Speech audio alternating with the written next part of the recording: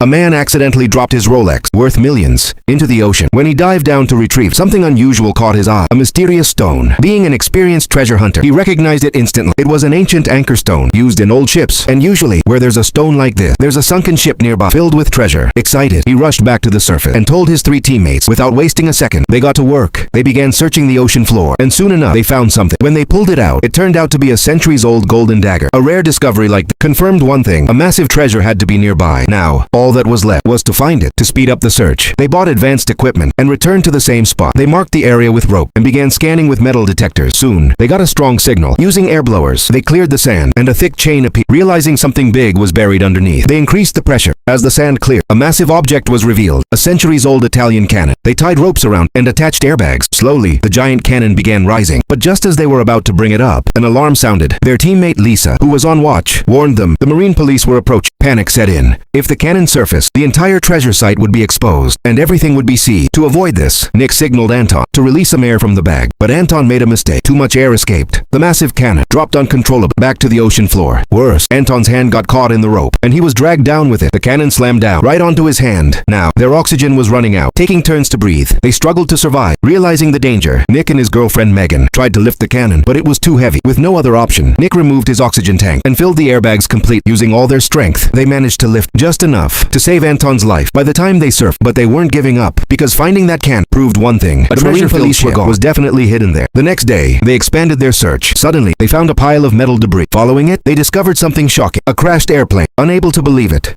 they went inside the cabin and froze. It was filled with cocaine. Clearly, the plane had been used for drug trafficking before crashing into the ocean. Nick panicked, but Anton got excited. He even planned to sell a pack. Nick refused. If the police find out, we'll spend our lives in prison. Without hesitation, he tore open the packets and let everything drift away. Back home, Megan suggested informing the police, but the team disagreed. If the authorities found out, the entire area would be sealed and the treasure would be gone forever. So they decided, first find the treasure, then report the plane. Everyone agreed, except Lisa. The next day, while the others searched for treasure, Lisa secretly went back to the plane and took some cocaine packets, planning to sell them. For more insane treasure stories and crazy twists, follow now. You don't want to miss what happens next.